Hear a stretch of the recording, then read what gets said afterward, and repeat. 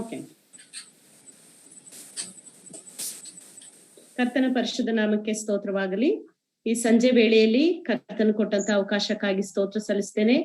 ಅನೇಕ ಇಕ್ಕಟ್ಟಿನ ಪರಿಸ್ಥಿತಿಗಳಲ್ಲಿಯೂ ಇಂಥ ಒಂದು ಸಂದರ್ಭದಲ್ಲಿಯೂ ಕರ್ತನು ನಮ್ಮನ್ನು ವಾರ ವಾರವೂ ವಾಕ್ಯದಲ್ಲಿ ನಡೆಸುತ್ತಾ ತನ್ನ ಮಕ್ಕಳಿಗೆ ಅವಶ್ಯವಿರುವಂತ ವಾಗ್ದಾನಗಳನ್ನು, ಅಭಯ ವಚನಗಳನ್ನು ಕರ್ತನು ಒದಗಿಸಿದ್ದಾನೆ. ಕರ್ತನಿಗೆ ನಾನು ಮೊದಲು ಸ್ತೋತ್ರ ಸಲ್ಲಿಸ್ತೇನೆ. ಹಾಗೂ ಆದಿಯಿಂದ ಅಂತ್ಯದವರೆಗೂ ಕರ್ತನು ನಮ್ಮನ್ನು ನಡೆಸುವಾತನಾಗಿದ್ದಾನೆ. ಪ್ರಾರ್ಥನಾ ಪೂರ್ವಕವಾಗಿ ಈ ಒಂದು ಕಾರ್ಯಕ್ರಮವಾಗಿ ನಾನು ಕರ್ತನಲ್ಲಿ ಪ್ರಾರ್ಥಿಸೋಳಾಗಿದ್ದೇನೆ.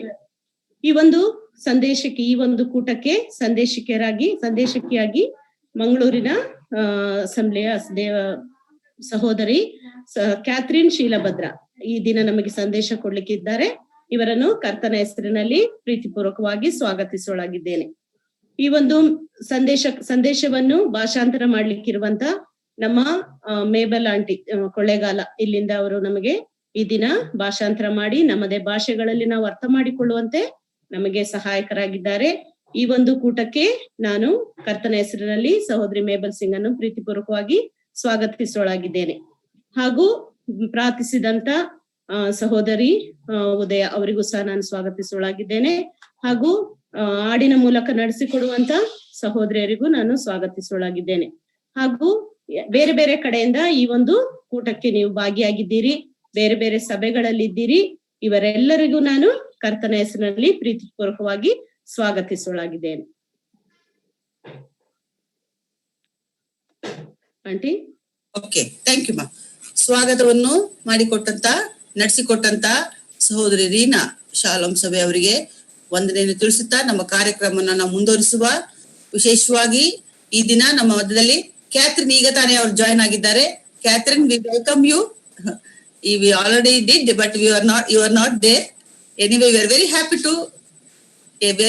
to have you here. So your sister Mabel is waiting for you to translate.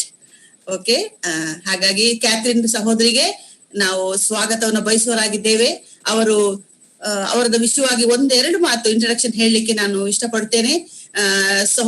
Mrs Catherine ಶೀಲಭದ್ರ ಅವರು ಮಂಗಳೂರಿನ ಕ್ರಿಶ್ಚಿಯನ್ ಬ್ರದರ್ ಸಭೆಯಲ್ಲಿ ಅವರು ಸದಸ್ಯರಾಗಿ ಅವರು ಅನೇಕ ವರ್ಷಗಳಿಂದ ಅಲ್ಲಿ ಒಳ್ಳೆ ಉತ್ತಮ ಸಾಕ್ಷಿಯಾಗಿ ಅವರು ಜೀವಿಸ್ತಾ ಇದ್ದಾರೆ. ಮತ್ತು ಅವರು ಅವರಿಗೆ 3 ಜನ ಗಂಡು ಮಕ್ಕಳಿದ್ದಾರೆ ಮತ್ತು 2 ಜನ ಗಂಡು ಮಕ್ಕಳಿಗೆ ಮದುವೆ ಆಗಿದೆ. ಅವರು ಬಹಳ ಎತ್ತರವಾಗಿದ್ದಾರೆ. ಅವ್ರು 3 ಜನ ಈ ಗಂಡು ಮಕ್ಕಳೆಲ್ಲರೂ. ಕ್ಯಾಥರಿನ್ಸ್ ಕೂಡ ಬಹಳ ಹೈಟ್. ಹಾಗಾಗಿ ಅವರ ಕುಟುಂಬಕ್ಕೋಸ್ಕರ ಪ್ರಾರ್ಥನೆ ಮಾಡೋಣ. ಇನ್ನು ಒಬ್ಬ ಮಗನಿದ್ದಾನೆ, ಅವನು ಕೆಲಸ ಮಾಡ್ತಾ ಇದ್ದಾರೆ. ಆಮೇಲೆ ಅವರು ಸಭೆಯಲ್ಲಿ ಅನ್ಯೋನ್ಯದಲ್ಲಿ ಇದ್ದುಕೊಂಡು ಸ್ತ್ರೀಯರ ಮಧ್ಯೆ, ವಿಶೇಷವಾಗಿ ಸ್ತ್ರೀಯರ ಮಧ್ಯೆ ಅವರು ಸೇವೆ ಮಾಡ್ತಾ ಇದ್ದಾರೆ. ಯವನಸ್ಥರ ಮಗಳ ಸೇವೆ ಮಾಡ್ತಾ ಇದ್ದಾರೆ. ನಮ್ಮ ಮಳವಳ್ಳಿಗೆ ಅವರು ಆಗಾಗ ಬರ್ತಾ ಇದ್ದಾರೆ. 2 ವರ್ಷಗಳಿಂದ ಅವ್ರು ಬರ್ಲಿಲ್ಲ, ಕಾರಣ ಅವರ ಮನೆಯಲ್ಲಿ ಮದುವೆ ಕಾರ್ಯಕ್ರಮಗಳಿತ್ತು. ಅವ್ರಿಗೆ ಸ್ವಲ್ಪ ಬ್ಯುಸಿ ಆಯ್ತು, ಅನಾರೋಗ್ಯ ಸ್ಥಿತಿ ಆಯ್ತು, ಬರ್ಲಿಲ್ಲ. ಮತ್ತು ಉತ್ತಮವಾದ ಒಂದು ಆಕರ್ಷಣೀಯ ಒಂದು ಮಾತುಗಳನ್ನ ಅವರು ದೇವರು ಅವರಿಗೆ ಕೊಟ್ಟಿದ್ದಾನೆ. ಅದು ಅವರ ಟ್ಯಾಲೆಂಟ್. ಅನೇಕ ಯವನ ಹುಡುಗಿಯರು ಅವರನ್ನು ಸಂಧಿಸ್ತಾರೆ. ಅವರ ಅನೇಕ ಪ್ರಶ್ನೆಗಳಿಗೆ ಅವರು ಉತ್ತರ ಕೊಡ್ತಾರೆ, ಅವ್ರನ್ನ ಕೌನ್ಸಿಲ್ ಮಾಡ್ತಾರೆ. ಅವ್ರ ಮನೆಯಲ್ಲಿ ಕುಳಿತುಕೊಂಡು ಅನೇಕ ಹೆಣ್ಣು ಮಕ್ಕಳ ಪ್ರಶ್ನೆಗಳಿಗೆ, ಸಮಸ್ಯೆಗಳಿಗೆ ಅವರು ಉತ್ತಮವಾದ ಪ್ರಶ್ನೆಯನ್ನು ಕೊಡುತ್ತಾ ಅವ್ರು ಈ ರೀತಿಯ ಸೇವೆಯನ್ನು ಮುಂದುವರಿಸ್ತಾ ಇದ್ದಾರೆ. ಅಷ್ಟು ಮಾತ್ರ ಅಲ್ಲದೆ ಅವ್ರ ಮಕ್ಕಳ ಮಧ್ಯೆ ಸೇವೆಯಲ್ಲೂ ಕೂಡ ಇದ್ದಾರೆ. VBS ಅನ್ನು ಕಂಡಕ್ಟ್ ಮಾಡೋದ್ರಲ್ಲಿ ಕೂಡ, ಮಕ್ಕಳ ಮಧ್ಯೆ ಸೇವೆಯಲ್ಲಿ ಕೂಡ ಅವರು ಉತ್ತಮ ಸಾಕ್ಷಿಯಾಗಿ ಅವರು ಜೀವಿಸ್ತಾ ಇದ್ದಾರೆ. ಈ ನಮ್ಮ ಮಧ್ಯದಲ್ಲಿ ಅವ್ರು ಇರೋದು ನಮ್ಗೆ ಬಹಳ ಸಂತೋಷ. ಮಧ್ಯಾಹ್ನ ನಾನು ಮೇಬಲ್ ಅವರಿಗೆ ಫೋನ್ ಮಾಡಿ, ಮೇಬಲ್ ನನ್ಗೆ ಗಂಟ್ಲು ತುಂಬಾ ಹಾಳಾಗಿದೆ, ನನ್ಗೆ ತುಂಬಾ ಕೋಲ್ಡ್ ಆಗಿದೆ, ಕ್ಷೇಮ ಇಲ್ಲ, ದಯಮಾಡಿ ನನ್ಗೆ ಟ್ರಾನ್ಸ್ಲೇಟ್ ಮಾಡ್ಲಿಕ್ಕೆ ಆಗಲ್ಲ, ದಯಮಾಡಿ ನೀವು ಟ್ರಾನ್ಸ್ಲೇಟ್ ಮಾಡ್ಬೇಕು. ಯಾಕಂದ್ರೆ ಮೇಬಲ್ ಎವರಡಿ ಟಾರ್ಚ್ ಇದ್ದಂಗೆ. ಅವರು 24 ಗಂಟೆ ಅವ್ರಿಗೆ ಇದೆ. ಅವರು ಶಾಲೆ ಬಿಟ್ಟರು, ಶಾಲೆ ಜವಾಬ್ದಾರಿಗಳು ಇದ್ರು ಕೂಡ ಅವ್ರಿಗೆ ಸೇವೆಗೆ ಅವರು ಬಹಳ ಒತ್ತು ಕೊಡುತ್ತಾ ಅವ್ರು ಒಪ್ಪಿಕೊಂಡ್ರು. ಕರ್ತನಿಗೆ ಸ್ತೋತ್ರ. ಮತ್ತು ಮೇಬಲ್ ಕೂಡ ನಾನು ಥ್ಯಾಂಕ್ಸ್ ಹೇಳ್ಬೇಕು. ಬಹಳ ತಡವಾಗಿ ಅವ್ರಿಗೆ ಹೇಳ್ದೆ, ಅವರ ಶೆಡ್ಯೂಲ್ನೆಲ್ಲ ಅರೇಂಜ್ ಮಾಡ್ಕೊಂಡು ಅವ್ರು ಇನ್ನೊಂದು ಮೀಟಿಂಗ್ಗೆ ಹೋಗ್ಬೇಕು, ಆದ್ರೂ ಕೂಡ ಅವ್ರು ಒಪ್ಪಿಕೊಂಡ್ರು. ದೇವ್ರಿಗೆ ಸ್ತೋತ್ರ. ಸ್ತ್ರೀಯರ ಮಧ್ಯೆ ಕೂಟ ಎಂಬುದಾಗಿ ಹೇಳುವಾಗ ಮೇಬಲ್ಗೆ ಬಹಳ ಸಂತೋಷ. ಮತ್ತು ಅವ್ರಿಗೆ ಮೊದಲೇ ಬ್ರಾಭದನೆ ಅವ್ರು ಕೊಡ್ತಾರೆ. ಹಾಗಾಗಿ ಈ ದಿನ ನಮ್ಗೆ ಕ್ಯಾಥರಿನ್ ಹಾಗೂ ಮೇಬಲ್ ಇರೋದಕ್ಕಾಗಿ ನಾವು ದೇವ್ರಿಗೆ ಸ್ತೋತ್ರ ಮಾಡ್ತೇನೆ. ಈಗ ನಮ್ಮ ಕಾರ್ಯಕ್ರಮ ಮುಂದುವರಿಸ್ಕೊಂಡು ಹೋಗ್ತಾ, ನಮ್ಮ ಬೆಂಗಳೂರು ಸಭೆಯಲ್ಲಿ ಅಂದ್ರೆ ಇಮ್ಯಾನ್ಯುಯಲ್ ನೀಲಗಿರಿ ಬ್ರದರ್ ಚರ್ಚ್ ಇಂದ ಸಹೋದರಿ ಸೀಮಾ ಜಾನ್ ಮತ್ತು ಅವರ ಮಕ್ಕಳಾದಂತ ಬ್ಲೆಸಿಕಾ ಮತ್ತು ಲೂರಾ ಇವರು ಒಂದು ವಿಶೇಷ ಗೀತೆಯನ್ನ ಹಾಡ್ಲಿಕ್ಕಿದ್ದಾರೆ. So over to Suma John. ದೇವರ ಪರಿಶುದ್ಧ ನಾಮಕ್ಕೆ ಸ್ತೋತ್ರವಾಗ್ಲಿ. ದೇವರ ನಾಮದ ಮಹಿಮೆಗೋಸ್ಕರ ನಾವು ಕೀರ್ತನೆಗಳಲ್ಲಿ 703ನೇ ಕೀರ್ತನೆಯನ್ನ ಹಾಡಲಿದ್ದೇವೆ.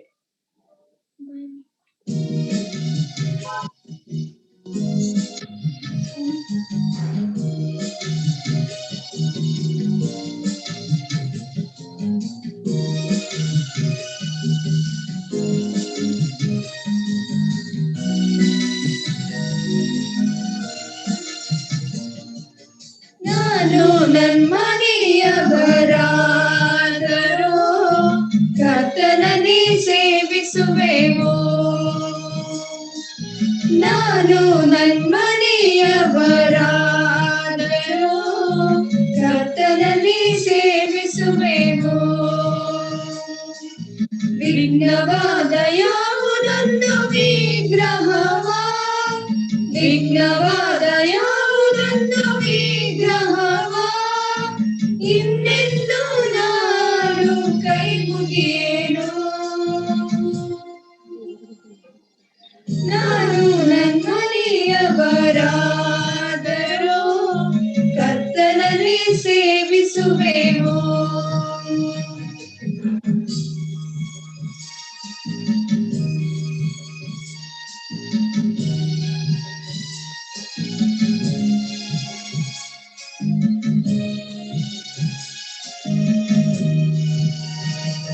ನಿನ್ ಪ್ರೀತಿಯನು ನೀತಿ ನ್ಯಾಯವನು ನಾನಿತ್ಯ ಹಾಡುವೆ. ನಿನ್ ಪ್ರೀತಿಯನು ನೀತಿ ನ್ಯಾಯವನು ನಾನಿತ್ಯ ಹಾಡುವೆ. ನಿನ್ ಕರುಣೆಯನು ಅದ್ಭುತ ಕಾರ್ಯವನು ಜನಗೆಲ್ಲ ಸಾರುವೆನು. ನಿನ್ ಕರುಣೆಯನು ಅದ್ಭುತ ಕಾರ್ಯವನು ಜನಗೆಲ್ಲ ಸಾರುವೆನು. ನಾನು ನನ್ಮನೆಯವರಾದರೂ ಕರ್ತನನ್ನೇ ಸೇವಿಸುವೆವು.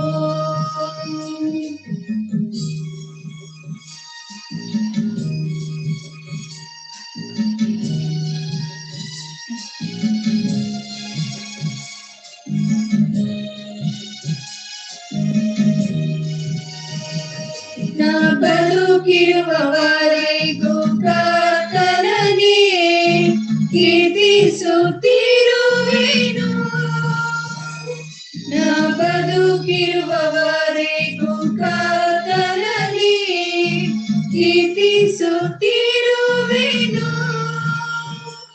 ಜೀವಮಾನವೆಲ್ಲ ದೇವರನ್ನು ಭಜಿಸುತ್ತಿರುವೆನು. ಜೀವಮಾನವೆಲ್ಲ ದೇವರನ್ನು ಭಜಿಸುತ್ತಿರುವೆನು. ನಾನು ನನ್ಮನೆಯವರಾದರೂ ಕರ್ತನನ್ನೇ ಸೇವಿಸುವೆವು.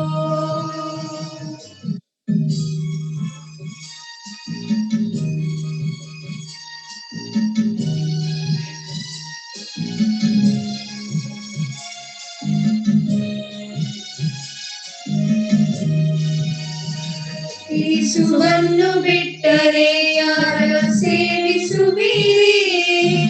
ಈ ಹೊತ್ತೆ ಆರಿಸಿರಿ. ಯೇಸುವನ್ನು ಬಿಟ್ಟರೆ ಯಾರ ಸೇವಿಸುವಿರಿ? ಈ ಹೊತ್ತೆ ಆರಿಸಿರಿ.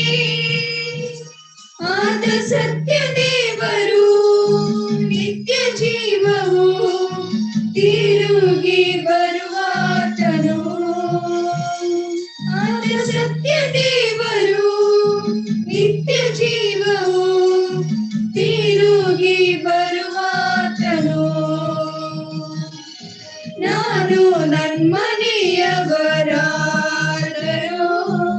ಕರ್ತನನ್ನೇ ಸೇವಿಸುವೆವು. ನಾನು ನನ್ಮನೆಯವರಾದರೂ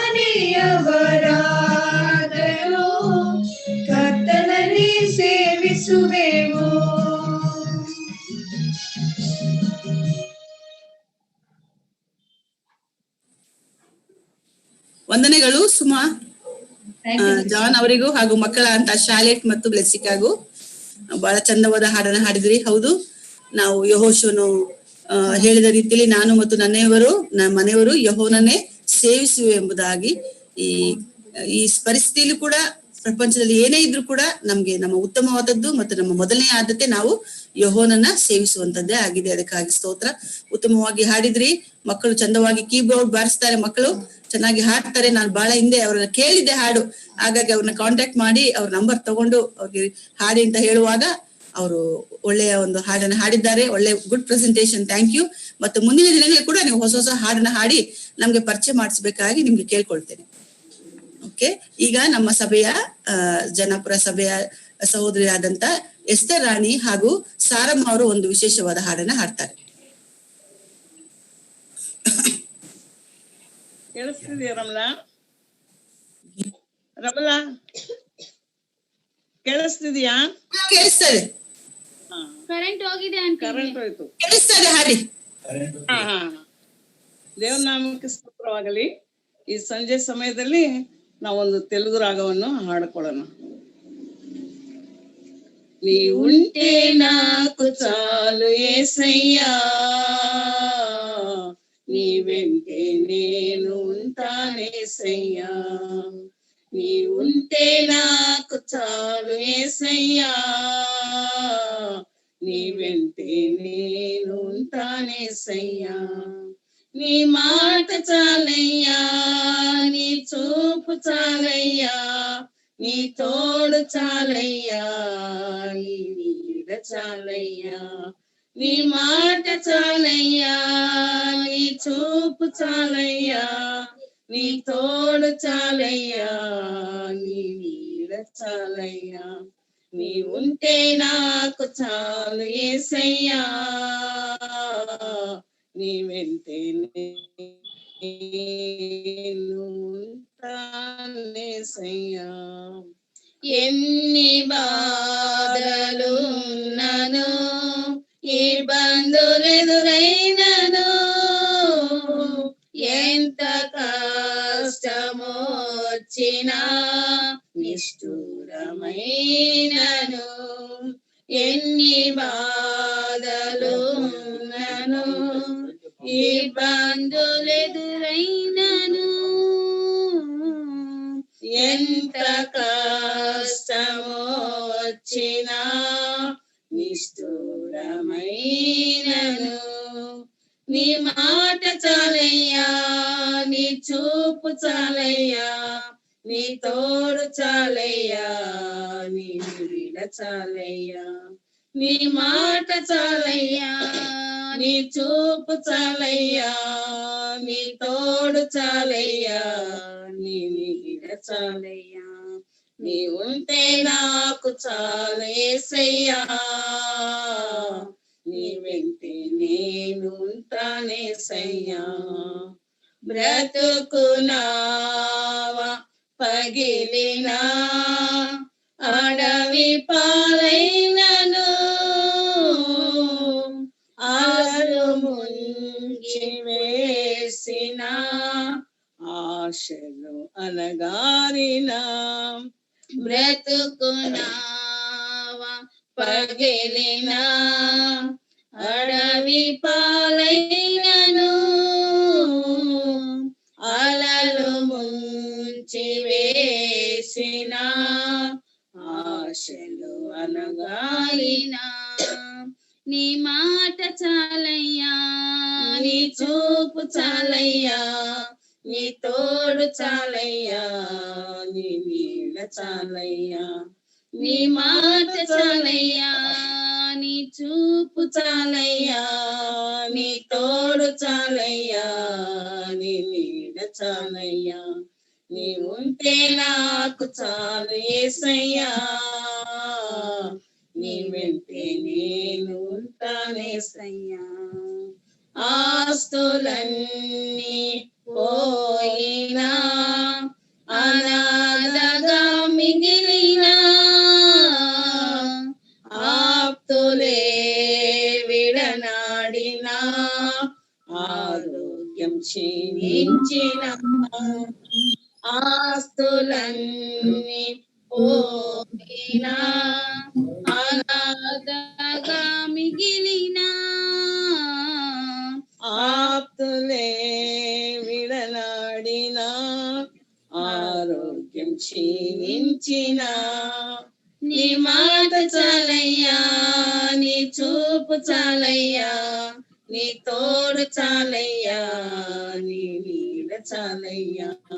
నీ మాట చాలయ్యా, నీ చూపు చాలయ్యా, నీ తోడు చాలయ్యా, నీ నీడ చాలయ్యా.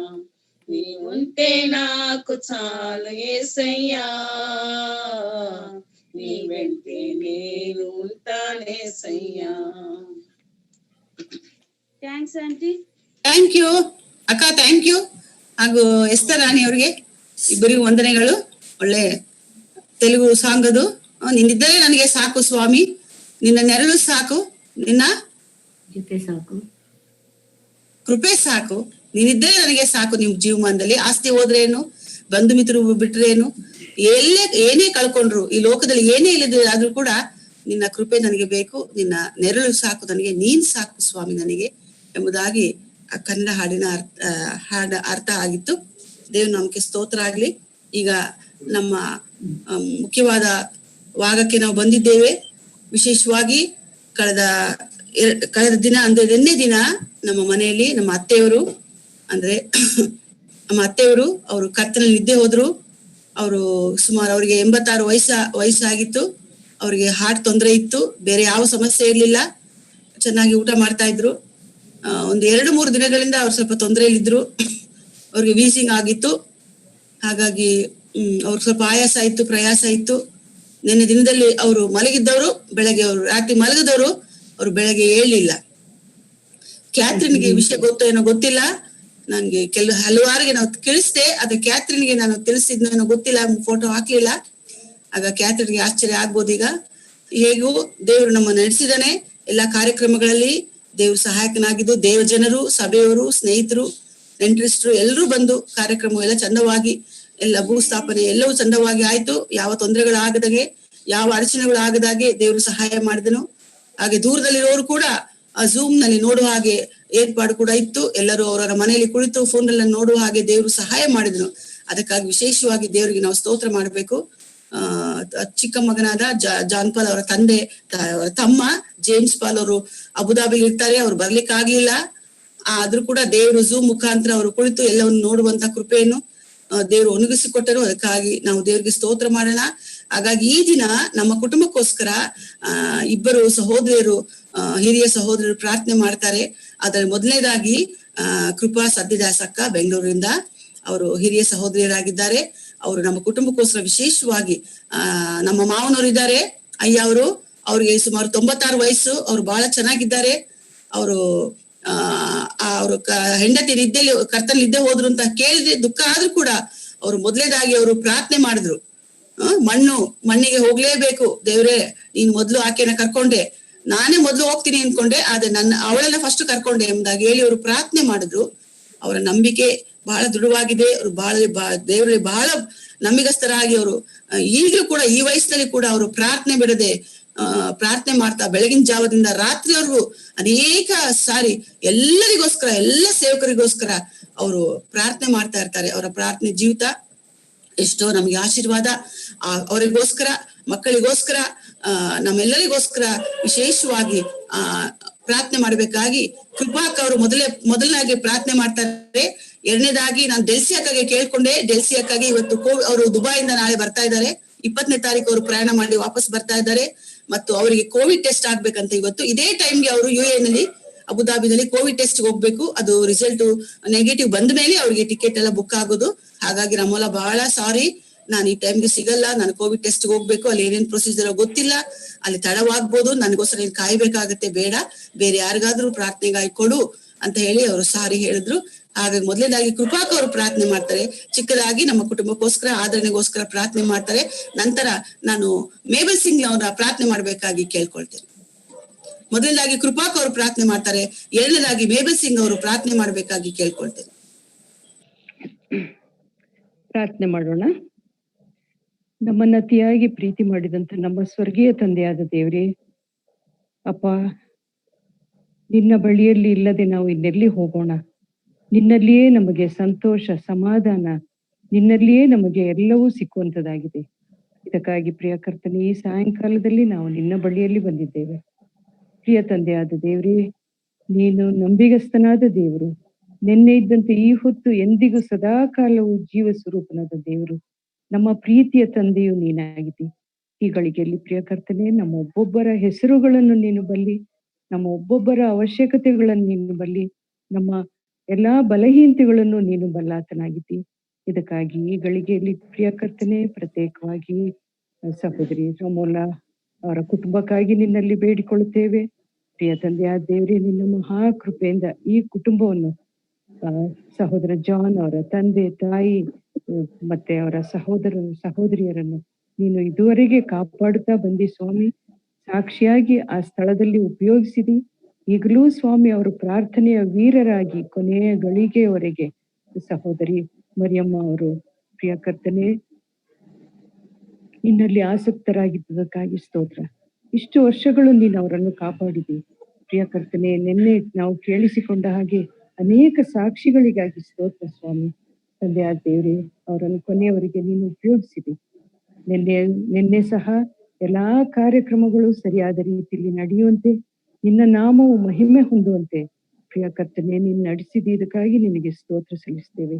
ಈ ಗಳಿಗೆಯಲ್ಲಿ ಪ್ರಿಯ ಕರ್ತನೆ, ತಾಯಿಯ ಸ್ಥಾನವನ್ನು ತುಂಬಲು ಎಲ್ಲಿಯೂ ಸಾಧ್ಯವಿಲ್ಲ. ಆದ್ರೆ ಸ್ವಾಮಿ, ಆ ಖಾಲಿಯಾದ ಜಾಗವನ್ನು ಆ ಮನೆಯಲ್ಲಿ ನಿನ್ನ ಪ್ರೀತಿಯಿಂದ ತುಂಬಿಸಿ ಒಬ್ಬೊಬ್ಬರನ್ನು ನೀನೆ ಆಧರಿಸಬೇಕೆಂಬುದಾಗಿ ನಿನ್ನಲ್ಲಿ ಬೇಡಿಕೊಳ್ಳುತ್ತೇವೆ. ಪ್ರಿಯ ತಂದೆಯಾದ ದೇವರು, ಈ ಗಳಿಗೆಯಲ್ಲಿ ಪ್ರತ್ಯೇಕವಾಗಿ ತಂದೆಯವರನ್ನು ನಿನ್ನ ಕೈಗಳಲ್ಲಿ ಒಪ್ಪಿಸ್ತೇವೆ. ಅವರ ಬಲಹೀನತೆ ಈ ವಯಸ್ಸಾದ ಈ ದಿನಮಾನಗಳಲ್ಲಿ ನಿನ್ನ ಕೃಪೆ ಅವರಿಗೆ ಸಾಕಾದದ್ದು, ನಿನ್ನ ಆನಂದ ಅವರಿಗೆ ಬಲವಾಗಿರಲಿ. ನಿನ್ನ ಕೈಗಳಲ್ಲಿ ಅವರನ್ನು ಒಪ್ಪಿಸಿಕೊಡ್ತೇವೆ. ಅದೇ ರೀತಿಯಲ್ಲಿ ಸಹೋದರ ಜಾನನ್ನು ಮತ್ತೆ ಅವರ ಕುಟುಂಬವನ್ನು ನಿನ್ನ ಕೈಗಳಲ್ಲಿ ಒಪ್ಪಿಸ್ತೇವೆ. ಮತ್ತೆ ಅವರ ತಮ್ಮನನ್ನು ನಿನ್ನ ಕೈಗಳಲ್ಲಿ ಒಪ್ಪಿಸ್ತೇವೆ. ಅವರನ್ನು ಸಹ ನೀನೇ ಆಧರಿಸು ಪ್ರಿಯ ಕರ್ತನೆ. ನಿನ್ನ ಕೃಪೆಯ ಹಸ್ತದಿಂದ ಅವರನ್ನು ನಡೆಸು. ಹೌದು ಸ್ವಾಮಿ, ನಿನ್ನ ಮಗಳು ನಿನ್ನ ಸಮೀಪದಲ್ಲಿ ಸಂತೋಷವಾಗಿರುವುದಕ್ಕಾಗಿ ನಿನಗೆ ಸ್ತೋತ್ರ. ಯಾವ ನೋವಿಲ್ಲದೆ, ಯಾವ ಕಷ್ಟವಿಲ್ಲದೆ ನಿನ್ನ ಬಳಿಯಲ್ಲಿದ್ದಾರೆ. ಇದಕ್ಕಾಗಿ ಸ್ತೋತ್ರ ಸ್ವಾಮಿ. ಇದೇ ರೀತಿಯಲ್ಲಿ ನಮ್ಮ ದಿನಗಳು ಯಾವಾಗ ಬರುತ್ತದೋ ಗೊತ್ತಿಲ್ಲ. ನಾವು ಸಹ ಸಿದ್ಧರಾಗಿ ಶುದ್ಧರಾಗಿ ನಿನ್ನ ಮುಂದೆ ಕಾಣಿಸಿಕೊಳ್ಳಲು ಸಹಾಯಿಸು. ಈ ಗಳಿಗೆಯಲ್ಲಿ ಪ್ರಿಯ ಕರ್ತನೆ, ಈ ಸಭೆಯನ್ನು ನಿನ್ನ ಕೈಗಳಲ್ಲಿ ಒಪ್ಪಿಸ್ತೇವೆ. ಹೌದು ಸ್ವಾಮಿ, ನೀನೇ ಪ್ರತಿಯೊಬ್ಬರನ್ನು ಆಧರಿಸಿ ನಿನ್ನ ಮಾರ್ಗದಲ್ಲಿ ನಡೆಸಬೇಕೆಂದು ಬೇಡಿಕೊಳ್ತೇವೆ. ಹೌದು ಸ್ವಾಮಿ, ನಿನ್ನ ಬಿಟ್ಟು ನಾವು ಇನ್ನೆಲ್ಲಿ ಹೋಗಲು ಸಾಧ್ಯ? ನೀನೇ ನಮಗೆ ಗತಿ, ನೀನೇ ನಮಗೆ ಆಧಾರ, ನೀನೇ ನಮಗೆ ಸರ್ವಸ್ವ. ಇದಕ್ಕಾಗಿ ಈ ಗಳಿಗೆಯಲ್ಲಿ ಎಲ್ಲಾ ಕಾರ್ಯಗಳನ್ನು ನಿನ್ನ ಕೈಗಳಲ್ಲಿ ಒಪ್ಪಿಸ್ತೇವೆ. ಈ ದುಃಖದಲ್ಲಿರುವಂತಹ ಕುಟುಂಬವನ್ನು ನಿನ್ನ ಕೈಗಳಲ್ಲಿ ಒಪ್ಪಿಸ್ತೇವೆ. ಒಬ್ಬೊಬ್ಬರನ್ನು ನೀನೆ ಆಧರಿಸಿ ಸಂತೈಸಿ ಮುಂದಿನ ದಿನಗಳಲ್ಲಿ ನಡೆಸಬೇಕೆಂಬುದಾಗಿ ನಮ್ಮ ಪ್ರಿಯನೂ ರಕ್ಷಕನೂ ಆಗಿರುವಂತ ಯೇಸು ಸ್ವಾಮಿಯ ಮುದ್ದು ನಾಮದಲ್ಲಿ ನಿನಗೆ ಸ್ತೋತ್ರ ಮಾಡಿ ಬೇಡುತ್ತೇವೆ ನಮ್ಮ ತಂದೆಯೇ. ಆಮೆನ್. ನಾವು ನಿಮ್ಮನ್ನ ಕೊಂಡಾಡ್ತೇವೆ. ನಿಮ್ಮ ಪ್ರೀತಿಗೆ, ನಿಮ್ಮ ಕೃಪೆಗೆ ನಾವು ನಿಮ್ಮನ್ನ ವಂದಿಸ್ತೇವೆ. ನೀವು ಇರುವಾತನಾಗಿದ್ದೀರಾ, ನಮ್ಮ ಜೊತೆಯಲ್ಲಿರುವಂತಹ ದೇವರು ಸ್ವಾಮಿ. ಕರ್ತನೆ, ನಾವೆಲ್ಲಿದ್ದಾಗೂ ಹೇಗಿದ್ದಾಗೂ ಸ್ವಾಮಿ, ನಿಮ್ಮ ಪ್ರಸನ್ನತೆ ನಮ್ಮ ಜೊತೆಯಲ್ಲಿ ಇರುವುದಕ್ಕಾಗಿ ಸ್ತೋತ್ರ. ನಿಮ್ಮ ಕೃಪಾಸ್ತ ಪಾಲನೆಯಲ್ಲಿ ಕರ್ತನೆ, ನೀವು ನಮ್ಮನ್ನು ಸಂರಕ್ಷಿಸ್ತಾ ನಡೆಸ್ತಾ ಬರ್ತಾ ಇದ್ದೀರಾ. ಇದಕ್ಕಾಗಿ ಕೊಂಡಾಟ ಸಲ್ಲಿಸ್ತೇವೆ. ಪ್ರಿಯ ಸ್ವಾಮಿ, ನಾವು ನಿನ್ನ ಬಳಿಗೆ ಬರುವಾಗ ನಾವು ನಿಮ್ಮನ್ನು ದೃಷ್ಟಿಸ್ತೇವೆ. ಕರ್ತನೆ, ಆತನ ದೃಷ್ಟಿಸುವವರು ಪ್ರಕಾಶವನ್ನು ಹೊಂದುವರು. ಇಂಥ ನಿಮ್ಮ ವಾಗ್ದಾನಕ್ಕಾಗಿ ಸ್ತೋತ್ರ. ಪ್ರಿಯ ಸ್ವಾಮಿ, ನಿನ್ನ ಬಳಿಗೆ ಕರ್ಕೊಂಡಂತ ಪ್ರಿಯ ಆಂಟಿಯವರಿಗಾಗಿ ನಾವು ನಿಮ್ಮನ್ನು ಕೊಂಡಾಡುವಂತವರಾಗಿದ್ದೇವೆ. ಅವರ ಜೀವಮಾನ ಕಾಲವೆಲ್ಲ ನೀವು ಅವರ ಜೊತೆಯಲ್ಲಿದ್ದು ಸ್ವಾಮಿ, ಇಕ್ಕಟ್ಟಿನಲ್ಲಿ, ಸಂತೋಷದಲ್ಲಿ, ದುಃಖದಲ್ಲಿ, ದೇವರೇ ಹರ್ಷದಲ್ಲಿ, ಕರ್ತನೆ ಸಭಾ ಜೀವಿತದಲ್ಲಿ, ಕೌಟುಂಬಿಕ ಬಾಳ್ವೆಯಲ್ಲಿ ಸ್ವಾಮಿ, ಅವರ ಎಲ್ಲಾ ವಿಧವಾದ ಸಾಮಾಜಿಕ ಜೀವಿತದಲ್ಲಿ ನೀವು ಅವರ ಜೊತೆಯಲ್ಲಿ ಇದ್ದದಕ್ಕಾಗಿ ನಾವು ನಿಮಗೆ ಸ್ತೋತ್ರ ಸಲ್ಲಿಸ್ತೇವೆ. ಕರ್ತನ ದೇವನೇ, ಅವರ ಮಕ್ಕಳಿಗಾಗಿ ನಾವು ನಿಮ್ಮ ಸನ್ನಿಧಿಯಲ್ಲಿ ಪ್ರಾರ್ಥಿಸ್ತೇವೆ ಸ್ವಾಮಿ. ಸಹೋದರ ಜಾನ್, ರಮೋಲಾ ಹಾಗೂ ಸ್ವಾಮಿ ಅನು, ಈ ಪ್ರಿಯ ಮಕ್ಕಳನ್ನ ವಿಶೇಷವಾದ ರೀತಿಯಲ್ಲಿ ನೀವು ಆಶೀರ್ವದಿಸಿದ್ದೀರಾ, ಸೇವೆಯಲ್ಲಿ ನಡೆಸ್ತಾ ಇದ್ದೀರಾ. ಇದಕ್ಕಾಗಿ ಸ್ತೋತ್ರ ಸಲ್ಲಿಸ್ತೇವೆ. ಸಂತೈಸುವ ದೇವರು ನೀವಾಗಿರುವುದಕ್ಕಾಗಿ ನಾವು ನಿಮ್ಮನ್ನ ಕೊಂಡಾಟ ಸಲ್ಲಿಸ್ತೇವೆ ಸ್ವಾಮಿ. ಪ್ರಿಯ ಅಯ್ಯನವರನ್ನ ನಾವು ನೆನ್ಪು ಮಾಡ್ತೇವೆ. ಇಳಿ ವಯಸ್ಸಿನಲ್ಲಿದ್ದಾರೆ ಸ್ವಾಮಿ. ಹೌದು, ಅವರ ಸಂಧ್ಯಾ ಜೀವಿತದಲ್ಲಿ ಕರ್ತೇನೆ ನಿಮ್ಮ ಪ್ರಸನ್ನತೆ ಅವರ ಜೊತೆಯಲ್ಲಿ ಇರುವುದಕ್ಕಾಗಿ ನಾವು ನಿಮಗೆ ಸ್ತೋತ್ರ ಸಲ್ಲಿಸ್ತೇವೆ.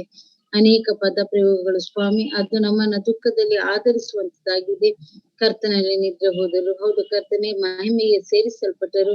ಮಾತ್ರಲ್ಲದೆ ಸ್ವಾಮಿ ಪರಲೋಕದ ಕರೆಗೆ ಕರ್ತನೆ ಅವರು ಸ್ವಾಮಿ ವಿಧೇಯರಾದರು ಎನ್ನುವಂತ ಈ ಪದ ಪ್ರಯೋಗಗಳನ್ನ ಆಲೋಚನೆ ಮಾಡುವಾಗ ಅಲ್ಲಿರುವಂತ ಆದರಣೆ, ಅಲ್ಲಿರುವಂತ ನಿರೀಕ್ಷೆ, ಅಲ್ಲಿರುವಂತ ಆನಂದ, ಇದೆಲ್ಲದಕ್ಕಾಗಿ ನಾವು ನಿಮ್ಗೆ ಸ್ತೋತ್ರ ಸಲ್ಲಿಸ್ತೇವೆ. ದೂರದಲ್ಲಿರ್ತಕ್ಕಂಥ ಜೇಮ್ಸ್ ರವರ ಕುಟುಂಬಕ್ಕಾಗಿ ನಾವು ನಿಮ್ಗೆ ಸ್ತೋತ್ರ ಸಲ್ಲಿಸ್ತೇವೆ. ನೀವು ಪ್ರಿಯರನ್ನ ನಡೆಸ್ತಾ ಇದ್ದೀರಾ, ದುಃಖವನ್ನ ಭರಿಸ್ಲಿಕ್ಕೆ ನೀವು ಸಹಾಯ ಕೊಡಿ. ಅವರಿಗೆ ಬೇಕಾದಂತ ಸಂತೈಸುವಿಕೆಯನ್ನ ದಯಪಾಲಿಸಿ. ಹೆಣ್ಣು ಮಕ್ಕಳನ್ನು ಕೂಡ ನಿಮ್ಮ ಕೈಗೆ ಒಪ್ಪಿಸ್ತೇವೆ. ನೀವು ಆಶೀರ್ವದಿಸಿ ನಡೆಸಿ. ಪ್ರಿಯ ಕರ್ತನೆ, ಸೇವಕರ ಕುಟುಂಬದಲ್ಲಿ ಅನೇಕ ಸೇವಕರನ್ನ ಎಬ್ಬಿಸಿದ್ದೀರಾ, ಮುಂದೆಯೂ ನೀವು ನಡೆಸಬೇಕೆಂಬುದಾಗಿ ಪ್ರಾರ್ಥಿಸ್ತೇವೆ. ತಂದೆಯಾದ ದೇವರೇ, ನಿಮ್ಮ ಪ್ರೀತಿಯ ಕೃಪಾಸ್ತಕ್ಕೆ ಈ ಕುಟುಂಬದ ಪ್ರತಿಯೊಬ್ಬರನ್ನ ವೈಯಕ್ತಿಕವಾಗಿ ಅವರು ಪ್ರತಿನಿಧಿಸ್ತಾ ಇದ್ದಂತ ಸಭೆಯನ್ನ ನಿಮ್ಮ ಕೈಗೆ ಒಪ್ಪಿಸ್ತೇವೆ. ನೀವು ನಡೆಸಿರಿ, ನಿಮ್ಗೆ ಮಹಿಮೆ ಉಂಟಾಗಲಿ. ಬೇಕಾದಂತ ಎಲ್ಲ ಸಂತೈಸುವಿಕೆ, ಆದರಣೆ, ಹೌದು ಸ್ವಾಮಿ, ನಿಮ್ಮಲ್ಲಿರುವಂತ ಹರ್ಷವನ್ನ ನೀವು ಅವ್ರಿಗೆ ದಯಪಾಲಿಸಿಕೊಡಿ. ವಾಗ್ದಾನ ಮಾಡಿದ್ದೀರಾ, ನನ್ನಲ್ಲಿರುವಂತ ಶಾಂತಿಯನ್ನ ನಾನು ನಿಮ್ಗೆ ಬಿಟ್ಟು ಕೊಡುತ್ತೇನೆ ಎಂಬುದಾಗಿ. ಹೌದು, ನನ್ನಲ್ಲಿರುವಂತ ಆನಂದವನ್ನ ಕೊಡುತ್ತೇನೆ ಎಂಬುದಾಗಿ ನೀವು ಪ್ರೀತಿಯಿಂದ ಕೊಡುವಂತ 2 ಮಹಾವರಗಳಿಗಾಗಿ ನಾವು ನಿಮ್ಗೆ ಸ್ತೋತ್ರ ಸಲ್ಲಿಸ್ತೇವೆ. ಪ್ರಿಯ ಕುಟುಂಬವನ್ನು ಆಶೀರ್ವದಿಸಿರಿ, ಇನ್ನು ಹೆಚ್ಚಾಗಿ ನಡೆಸಬೇಕೆಂದು ನಮ್ಮ ರಕ್ಷಣಾ ಕರ್ತನು ಒಡೆಯನು ಆದ ಯೇಸು ಕರ್ತನಲ್ಲಿ ನಾವು ನಿಮ್ಗೆ ಸ್ತೋತ್ರ ಸಲ್ಲಿಸಿ ಬೇಡಿ ಹೊಂದಿದೇವಪ್ಪ ಸ್ವಾಮಿ. ಆಮೇನ್.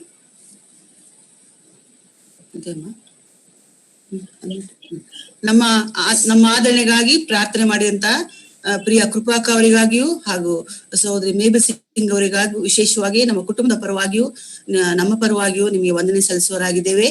ಈಗ ನೇರವಾಗಿ ನಾವು ವಾಕ್ಯ ಸಂದೇಶಕ್ಕಾಗಿ ಹೋಗೋಣ. ಸಹೋದರಿ ಕ್ಯಾಥರಿನ್ ಶೀಲಭದ್ರ ಅವರು ಇಂಗ್ಲಿಷ್ ನಲ್ಲಿ ಅವರು ಮಾತನಾಡ್ತಾರೆ. ಅದಕ್ಕೆ ಸ್ಪಷ್ಟವಾಗಿ ಮೇಬಲ್ ಸಿಂಗ್ ಅವರು ಕನ್ನಡಕ್ಕೆ ಭಾಷಾಂತರ ಮಾಡ್ಲಿಕ್ಕಿದ್ದಾರೆ. ಈಗ ನಿಮ್ಮ ಸಮಯ Catherine, your time is from now to 7:15. Okay. Thank you, Ramola, for inviting me. And first of all, sorry to hear about your mother-in-law.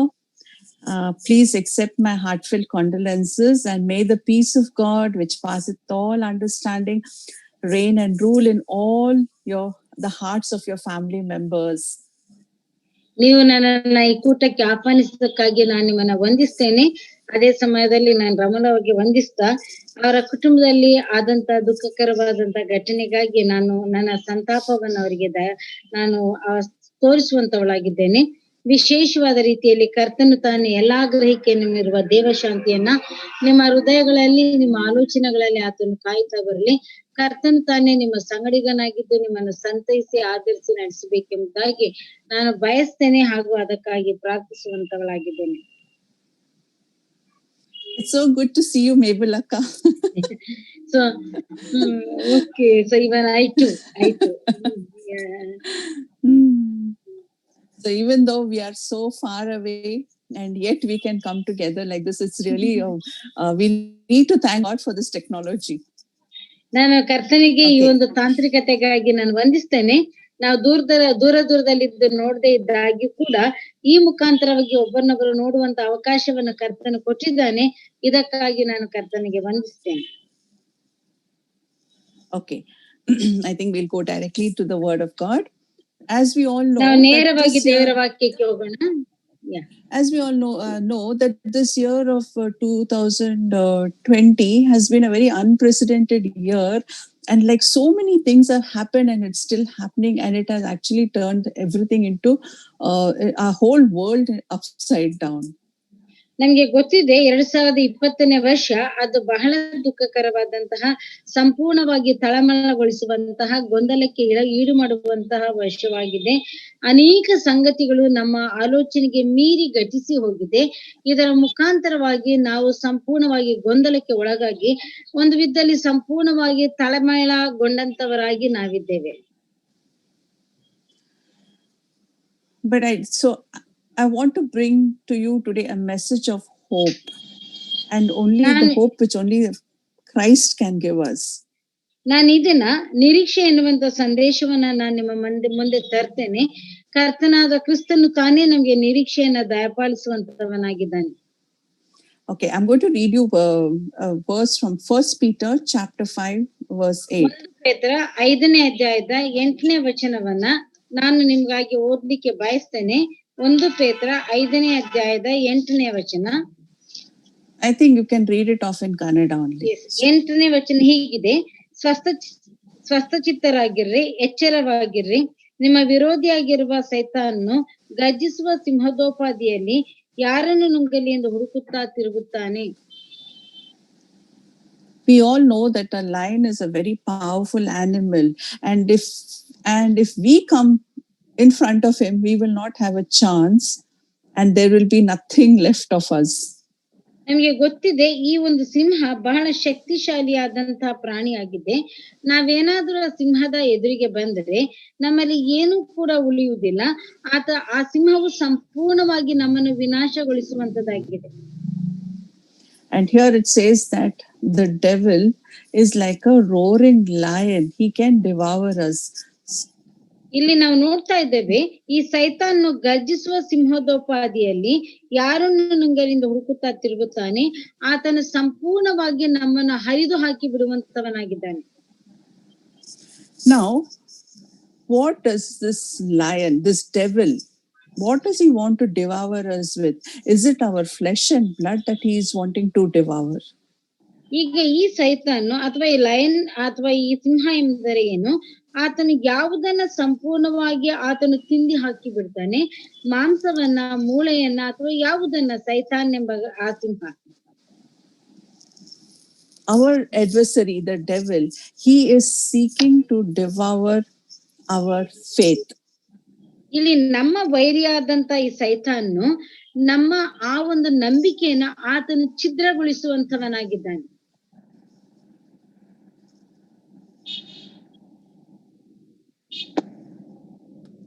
Can you hear me? Yeah, we are hearing you. You hear me? Yeah, we are hearing from you. Okay. Because you went off. I could. Okay. The devil hates us when we put our trust in God, because before we came to know Christ, we belong to him. ನಮ್ಗೆ ಗೊತ್ತಿದೆ, ನಾವು ಕರ್ತನಿಗೆ ಸೇರಿದಂತವರಾಗಿರುವುದರಿಂದ ಈ ಸೈತಾನು ಅದನ್ನು ಇಷ್ಟಪಡುವುದಿಲ್ಲ. ಹೀಗಾಗಿ ಆತನು ಕೆಡಿಸುವಂತವನಾಗಿದ್ದಾನೆ. So he can only when he can eat up our faith, he can destroy us completely. ಆತನು ನಮ್ಮ ನಂಬಿಕೆಯನ್ನ ತಿಂದು ಬಿಟ್ಟಾಗ ಮಾತ್ರ ಆತನು ನಮ್ಮನ್ನ ಸಂಪೂರ್ಣವಾಗಿ ನಾಶಗೊಳಿಸುವ ಆತನಾಗಿದ್ದಾನೆ. Now, what is Christian life? A Christian life is a walk of faith. ಕ್ರೈಸ್ತನ ಜೀವಿತ ಎಂದರೆ ಏನು? ಕ್ರೈಸ್ತ ಜೀವಿತವು ಅದು ನಂಬಿಕೆಯಲ್ಲಿ ನಡೆಯುವಂತ ಜೀವಿತ ಆಗಿದೆ. Because see, we have not seen God, but yet we have put our trust in him, and we are hoping that one day we are going to be with him in eternity, and that is the faith. ನಮಗೆ ಗೊತ್ತಿದೆ, ನಾವು ದೇವರನ್ನ ನೋಡಿಲ್ಲ, ಆದಾಗ್ಯೂ ದೇವರಲ್ಲಿ ನಾವು ನಂಬಿಕೆಯನ್ನ ಇಟ್ಟಿದ್ದೇವೆ. ನಾವು ಒಂದು ದಿನ ನಿತ್ಯತ್ವದಲ್ಲಿ ನಾವು ದೇವರನ್ನ ನೋಡ್ತೇವೆ. ಇದು ತಾನೇ ನಾವು ದೇವರಲ್ಲಿ ಇಟ್ಟಿರುವಂತ ನಂಬಿಕೆಯಾಗಿದೆ. So faith is so very important. It is our faith in Christ that has transformed, that has made us get into the family of God. ಈ ನಂಬಿಕೆ ಅನ್ನುವಂಥದ್ದು ಬಹಳ ಪ್ರಾಮುಖ್ಯವಾದದ್ದು. ಆ ನಂಬಿಕೆಯು ತಾನೇ ನಮ್ಮನ್ನ ದೇವರ ಕುಟುಂಬಕ್ಕೆ ಅದು ಸೇರಿಸುವಂತದ್ದಾಗಿದೆ. That is why Satan wants to destroy our faith. He is not interested in our. ಇದನ್ನೇ ಸೈತಾನು ಈ ಒಂದು ನಂಬಿಕೆಯನ್ನ ಆತನು ನಾಶ ಮಾಡುವಂತವನಾಗಿದ್ದಾನೆ. Yeah. John 10:10 says the thief comes to steal, kill and destroy. ನಾವು ಯೋಹಾನ 10 ನೋಡ್ತೇವೆ. ಕಳ್ಳನು ಕದ್ದುಕೊಳ್ಳುವುದಕ್ಕೆ ಆತನು ಬರುತ್ತಾನೆ ಎಂಬುದಾಗಿ ಯೋಹಾನ 10 ನಾವು ನೋಡ್ತೇವೆ. Yeah, he steals our peace, he kills our joy, and he destroys our confidence. ನಮ್ಗೆ ಗೊತ್ತಿದೆ, ಆತ ನಮ್ಮ ಪ್ರೀತಿಯನ್ನ, ನಮ್ಮ ಆ ಹರ್ಷವನ್ನ, ಆನಂದವನ್ನ ಆತನು ಕದ್ದುಕೊಂಡು ಬಿಡ್ತಾನೆ. ಆಮೇಲೆ ನಮ್ಮಲ್ಲಿರುವಂತ ಆ ಮನಃಶಾಂತಿಯನ್ನ ಆತನು ಕೆಡಿಸುವಂತವನು, ನಾಶ ಮಾಡುವಂತವನಾಗಿದ್ದಾನೆ. Yeah, he is an unseen enemy. We cannot see him, but he does all these things. ನಾವು ಆತನ ನೋಡುವುದಿಲ್ಲ, ಆದ್ರೆ ಆತನು ಎಲ್ಲಾ ಕಾರ್ಯಗಳನ್ನ ಮಾಡುವಂತವನಾಗಿದ್ದಾನೆ. So in Ephesians chapter 6, we all know that how we need to put on the armor of God, and God says that we are not wrestling against flesh and blood, but against powers of darkness and principalities. ನಮಗೆ ಗೊತ್ತಿದ್ದೆ ಎಫೆಸ 6ರಲ್ಲಿ ನೋಡ್ತೇವೆ, ನಾವು ಹೋರಾಡುವುದು ಮನುಷ್ಯ ಮಾತ್ರವರ ಮೇಲೆ ಅಥವಾ ಮಾಂಸದ ಮೇಲೆ ಅಲ್ಲ, ನಾವು ಸೈತಾನ್ನ ತತ್ವಗಳ ಮೇಲೆ ನಾವು ಹೋರಾಡುವಂತವರಾಗಿದ್ದೇವೆ. ಹೀಗಾಗಿ ನಾವು ಸರ್ವಾಯುಧಗಳನ್ನ ಧರಿಸಿಕೊಳ್ಳುವಂತವರು ನಾವಾಗಿರಬೇಕು. Yeah, after wearing all the armor also, there is something else that is we are going to see today. ನಾವು ಈ ಎಲ್ಲಾ ಸರ್ವಾಯುಧಗಳನ್ನ ಧರಿಸಿಕೊಂಡ ನಂತರವೂ ಕೂಡ ಆ ಸರ್ವಾಯುಧಗಳ ಹೊರತಾಗಿ ಇರುವಂತದನ್ನ ಈ ದಿನ ನಾವು ನೋಡುವಂತವರಾಗಿದ್ದೇವೆ. Now I'm going to read, we'll read Luke chapter 22, verse 31 and 32. ಲೂಕ 22, please. 31 and 32. 31 ಮತ್ತು 32. ಯಾ, ಲೂಕ 22, 31, 32 ನೋಡೋಣ. ಸೀಮೋನನ್ನೇ ನೋಡು, ಸೈತಾನು ನಿಮ್ಮನ್ನು ಗೋಧಿಯಂತೆ ಒನೆಯಬೇಕೆಂದು ಅಪ್ಪಣೆ ಕೇಳಿಕೊಂಡನು. ಆದರೆ ನಿನ್ನ ನಂಬಿಕೆ ಕುಂದಿ ಹೋಗಬಾರದೆಂದು ನಾನು ನಿನ್ನ ವಿಷಯದಲ್ಲಿ ದೇವರಿಗೆ ವಿಜ್ಞಾಪನೆ ಮಾಡಿಕೊಂಡೆನು. ನೀನು ತಿರುಗಿಕೊಂಡ ಮೇಲೆ ನಿನ್ನ ಸಹೋದರನು ದೃಢಪಡಿಸು ಎಂದು ಹೇಳಿದೆನು. So we see that Jesus knew first only that what Satan wanted from Peter, and when you know what it is, the meaning of sieving, we know the meaning of sieving, and it is not a pleasant thing, because when you put that wheat and you sieve, the wheat moves from side to side, up and down. It will get bruised, it will get hurt, it will get damaged. But yet it gets the bad things get separated from the good things.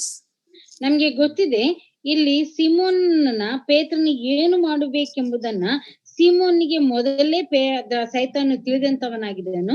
ನೋಡಿ, ಈ ಒನಿಯುವುದು ಎಂಬುದಾಗಿ ಹೇಳುವಾಗ ಅದು ಆಚೆ ಈಚೆ ಹೋಗುವಂಥದ್ದು, ಮೇಲಿಂದ ಕೆಳಗೆ ಬರುವಂಥದ್ದು, ಅದು ಹೆಚ್ಚಿನದಾಗಿ ಗೋಧಿಯನ್ನು ಅದು ನೋವಿಗೆ ಒಳಪಡಿಸುವಂತದ್ದಾಗಿದೆ. ಹೀಗಾಗಿ ಆಚೆ ಈಚೆ ಹೋಗಿ ಮೇಲೆ ಕೆಳಗೆ ಆಗುವಂತ ಸಮಯದಲ್ಲಿ ಸಂಪೂರ್ಣವಾದ ರೀತಿಯಲ್ಲಿ ಹದಗಡುವಿಕೆ ಆಗಿ ಅನಂತರ ಒಳ್ಳೆಯದು ಮತ್ತೆ ಕೆಟ್ಟದ್ದು ಎರಡೂ ಕೂಡ ಬೇರ್ಪಡುವಂತದ್ದಾಗಿದೆ. So sieving is just not a pleasant experience at all. It may be when we are getting sieved, it may be we are suffering pain or losses or hardships. We do not know what it will be, but it is definitely not a nice thing. It is not pleasant and nobody wants it. ನೋಡಿ, ಒನೆಯುವುದು ಎಂಬುದಾಗಿ ಹೇಳುವಾಗ ಅದು ಯಾರಿಗೂ ಬೇಡವಾದಂತ ಸಂಗತಿ ಆಗಿದೆ. ಅದು ಹರ್ಷದಾಯಕವಾದಂಥದ್ದು, ಅದು ಒಳ್ಳೆದಾಗಿ ಕಾಣುವಂಥದ್ದಲ್ಲ. ಯಾಕೆಂದ್ರೆ ನಾವು ಅನೇಕ ಕಷ್ಟಗಳನ್ನ, ನೋವುಗಳನ್ನ, ಅದೇ ಸಮಯದಲ್ಲಿ ಜೀವಿತದ ಅವಹೇಳನಗಳನ್ನ ನಾವು ಹಾದು ಹೋಗುವಂತವರಾಗಿದ್ದೇವೆ. ಹೀಗಾಗಿ ಒನೆಯುವಂಥದ್ದು ಅದು ಯಾರಿಗೂ ಬೇಡವಾದಂತ ಸಂಗತಿ ಆಗಿದೆ. Now when you look into the Old Testament, we can remember one more. ನಾವು ಹಳವಳಿಕೆಯನ್ನು ನೋಡುವಾಗ ನನಗೆ ಇನ್ನೊಂದು ಸಂಗತಿ ನೆನಪಿಗೆ ಬರ್ತದೆ. We can remember about Job. ನಾವು ಯೋಬನ ಕುರಿತಾಗಿ ನಾವು ನೆನಪಿಗೆ ತಂದುಕೊಳ್ಳಬಹುದು. Yeah, and then Satan asked for Job, and for Job, God tells him, "Have you seen my servant Job?"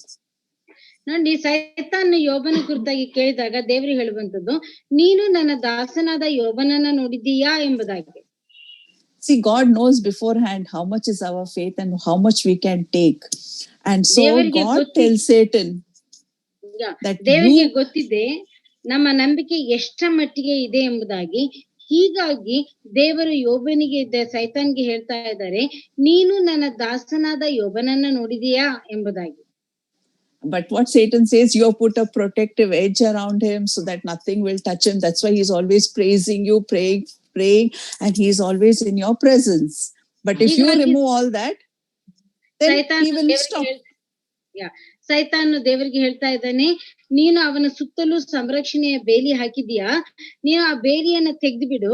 ಅವನ ಬೇಲಿ ಇರೋದ್ರಿಂದ ಆತನು ನಿನ್ನ ಸ್ತೋತ್ರ ಮಾಡ್ತಾ ಇದ್ದಾರೆ, ತುತ್ತಾ ಇದ್ದಾನೆ, ನಿನ್ಗೆ ಪ್ರಾರ್ಥನೆ ಮಾಡ್ತಾ ಇದ್ದಾನೆ.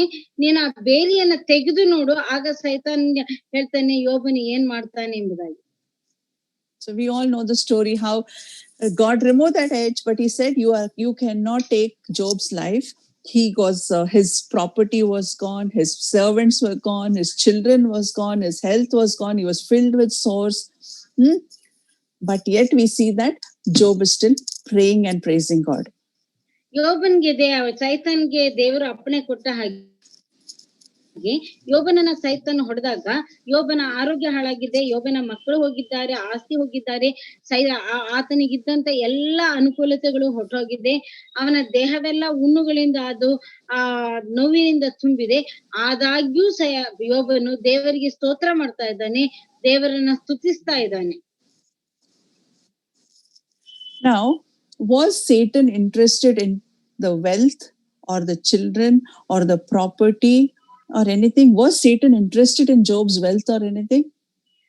ಸೈತಾನ್ಗೆ ಯೋಬನ ಆಸ್ತಿ, ಯೋಬನಿಗಿದ್ದಂತ ಎಲ್ಲಾ ವಿಧವಾದಂತ ಸಂಪತ್ತು, ಯೋಬನಿಗಿದ್ದಂತ ಸರ್ವ ಸಂಪತ್ತಿನಲ್ಲಿ ಸೈತಾನ್ಗೆ ಯಾವುದೇ ವಿಧವಾದ ಆಸಕ್ತಿ ಇತ್ತಾ?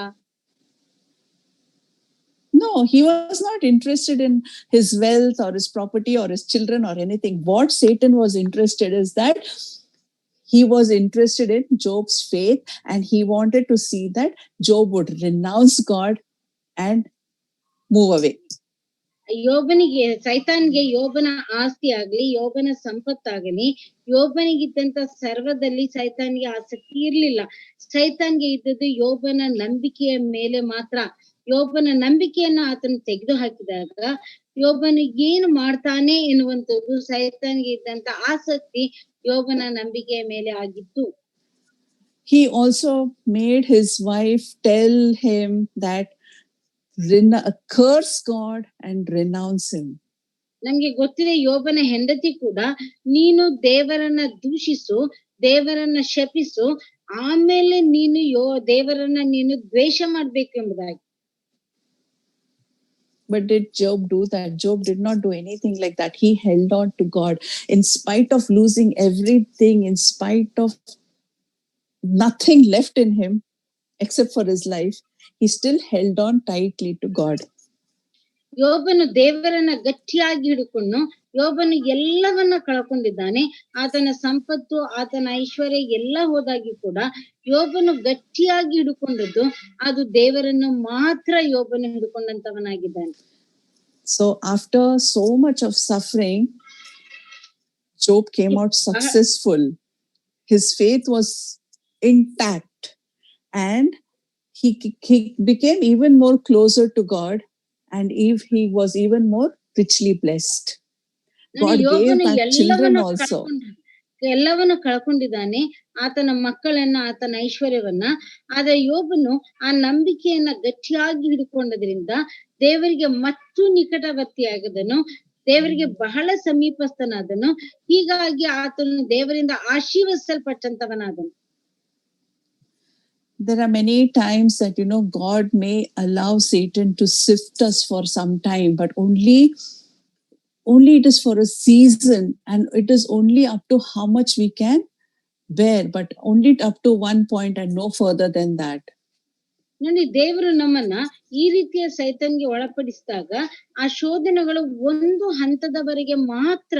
ಆಮೇಲೆ ದೇವರು ಅದನ್ನ ನಾವು ಎದುರಿಸಿ ಅದರಿಂದ ಹೊರ ಬರ್ಲಿಕ್ಕೆ ಆತನೇ ಮಾರ್ಗವನ್ನ ಮಾಡ್ತಾನೆ.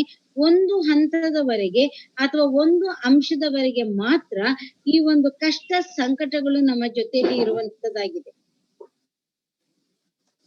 But dear sisters, if any of us are going through any trying times, any hard times, difficult times, sickness, whatever we are going through, let us remember that it is just for a season, and not just that. Like how Jesus, Simon,